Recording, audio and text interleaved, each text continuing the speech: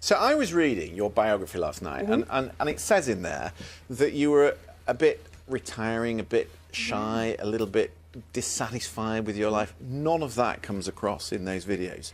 Yeah, that was me in 2010, before I started making YouTube videos. So not that long ago? Yeah, not 7 years ago, not that long ago, but I was, to be honest, really sad. I was sad, I was going through a rough time period. I discovered YouTube. Why? Just life, hashtag life. I was in my last year of university, and I was convinced I had to live this very linear life of going to school, getting a job, getting married, having kids, and I was like, I don't want to do any of those things.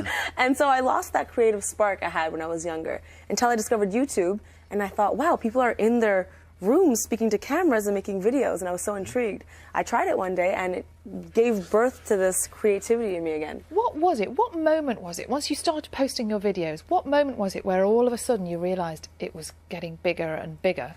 That's a great question. When people ask me this, I can never pinpoint that moment, because I feel like I was the last person to discover it was going somewhere. Everyone else was like, you have 1 million subscribers, and I was like, could be luck, I don't really know, I'm not sure. I think it was the first time I performed internationally in India, when I was truly across the world, and I was like, wow, people here watch my videos, the internet works, It's a real thing. Did they turn on, because you're from a traditional Punjabi Sikh family, did they turn on to you first because you were this amazing, funny Canadian living, I think naturally, because I was one of the first South Asian females to be on the platform, I think naturally the people that watched me in the beginning were people that looked like me. I think it was refreshing to them to be like, there's that brown girl that's outspoken, yes. But then slowly, when my content started to become more universal, now my meet and greets are filled with all types of people. Yeah. But you're from Christian said, quite a traditional background, but you have put all of that into your YouTube videos, haven't you? Yeah, your dad gets it, doesn't he? 100%. Yeah, I do have to say the parent characters I play are nothing like my real parents. No. I have to say that or my parents get angry. But yeah, I do incorporate elements of my culture into my videos because I think culture is beautiful and we should share it. Because you grew up in a family where you were expected to get married quite young, I guess. Not young, but just by a certain age. Right. After the school and the job thing. But my mom now said the best words to me ever. She said, I don't care if you get married. Really?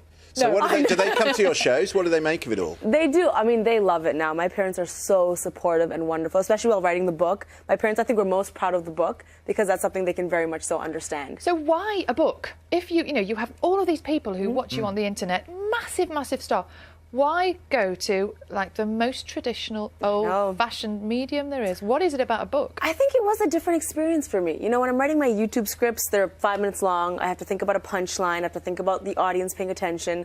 With the book, I was able to be more vulnerable and have my face not be seen, for one, so I could be more emotional and raw, and much more thorough. Yeah. You know, I've been through some truly unique life experiences. What's the book called? How to be a bouse. Oh, yeah. A bouse. Bouse. What is a bouse? Oh, great question. A bouse is unlike a boss who's just at the workplace, a bouse is someone who conquers all of life. So personally, professionally, in their relationships, how they communicate, everything. You're particularly good, aren't you, when it comes to girls encouraging girls. And you've spoken a lot, haven't you, about how sometimes young girls, teenagers, can be quite mean to each other and not encourage each other. Right. What is the message that you give them? Well, I have a campaign called Girl Love, and the aim there is to end the cycle of girl-on-girl hate. And just kind of the message I want to give is real, true, strong, powerful women support other women. That's the quality of a true woman, to support other women and not tear them down. I think it's easy for us to watch TV and movies and see that that's the culture, but that needs to disappear. We need to support each other. Yeah. There was some stuff last week around that we were talking about on another programme I do, about young girls who are perfectionists and they have to do everything right, and they don't. Yeah, no, it's a phenomenon between 9 and 13 years of age. Wow. I suppose that group of people who are watching you on YouTube take a lot of inspiration from you. I would hope. And I kind of had this moment where I was like, 11 million people watch my videos.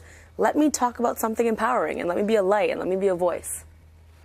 Oh, Lilly Singh, it's lovely to meet you. I feel you. Inspired by you already. Should we try and conquer life? I'm going to go out of here, I'm going to be a bouse. Yes. Yeah, you do that. Yeah, you do that. And Lily's book is called How to Be a Bouse. Yes. A Guide to Conquering Life. Yes. Lilly, thank you. Thanks for coming in. Thank you so much. Appreciate it. Good to see you. Still to come on breakfast, we'll have a